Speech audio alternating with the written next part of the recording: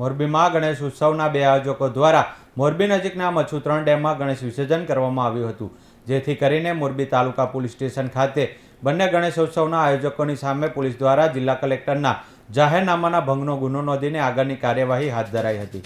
ગુનો નોંધાયા બાદ બંને ગણેશ ઉત્સવના આયોજકોએ જણાવ્યું છે કે વિસર્જન માટે યોગ્ય વ્યવસ્થા ન હોવાથી મચ્છુ 3 ડેમમાં વિસર્જન કર્યું હતું. ડીવાયએસપી વિરુદ્ધ આયોજકોએ ગંભીર આક્ષેપો કર્યા છે. સિદ્ધિવિનાયક રાજા અને મયુરનગરી કા રાજા ગણપતિ ઉત્સવનું અમારું વિસર્જન યાત્રા હતી. જે યાત્રા પૂર્ણ કરીને અમે 12:30થી જે અમારી જગ્યા હોય છે દર વર્ષે કે આપણે બાયપાસ જે આપણો જે મચ્છુ ડેમ મચ્છુ 3 ત્યાં અમે દર વર્ષે અમે 15 વર્ષથી અમે જે કરી છે ત્યાં જ અમારું વિસર્જન થાય છે. તો એ વિસર્જન યાત્રામાં અમે ત્યાં જોડાણા ને અમારું જે વિસર્જન દાદાનું કરવાનું હતું ત્યાં પોલીસ તંત્રએ આવીને અમને મંજૂરી કીધું કે ભાઈ તમારી મંજૂરી નથી. મેં કાંઈ વાંધો નહીં, તો આપણે જ્યાં ક્યાં છો કયો છો ત્યાં અમે જઈએ. એટલે જે અમે કરવાના એ લોકોએ નગરપાલિકાએ જે જગ્યા એલોટ કરી હતી એ જગ્યા પણ અમે ચેક કરી. એની પહેલાં અમે ચેક કરેલી જ હતી અને તંત્રને કીધેલું હતું કે ભાઈ આ જગ્યા ઉપર અમારું શક્ય નથી. 20 થી 22 ફૂટની મૂર્તિ હતી બે થઈને અમારી એ લોકોની ને અમારી. એટલે એ મૂર્તિનું અહીંયા વિસર્જન થાય એવી જગ્યામાં અહીં અમે જોઈ આવ્યા. એ જગ્યા ઉપર પહેલાં તો એ રસ્તામાં અમારી ખંડિત થાય એવી પરિસ્થિતિ હતી.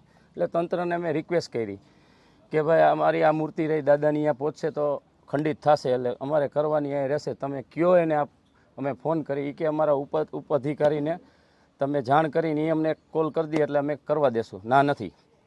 એટલે અમે ઝાલા સાહેબને ફોન કર્યો ડીવાયએસપી, તો એમને અમને થોડોક જવાબ અજુગતો આપ્યો કે તમારી આ મંજૂરી નથી, અહીંયા નહીં જ થાય ભાઈ, તમે અહીંયાથી રડતા થઈ જાઓ. બરાબર, એ રીતનો અમને એવો જવાબ આપ્યો. ત્યાંથી જ અમને થોડુંક ખબર પડી કે અહીંથી તંત્રમાં થોડોક આ લોકોએ આપણને નહીં કરવા દઈએ. પછી અમે અમારી રીતે રિક્વેસ્ટ બધાએ અમારા જેટલા સભ્યોથી માંડીને 80 થી 90 જણા હતા, બધાને રિક્વેસ્ટ કરી કે બાપાનો હવે ટાઈમ જતો જાય છે. 3 વાગ્યાથી અમે હાઇડ્રો જે ક્રેન કહેવાય ને ક્રેનથી અમે આમ બાપાની ઊભી રાખી.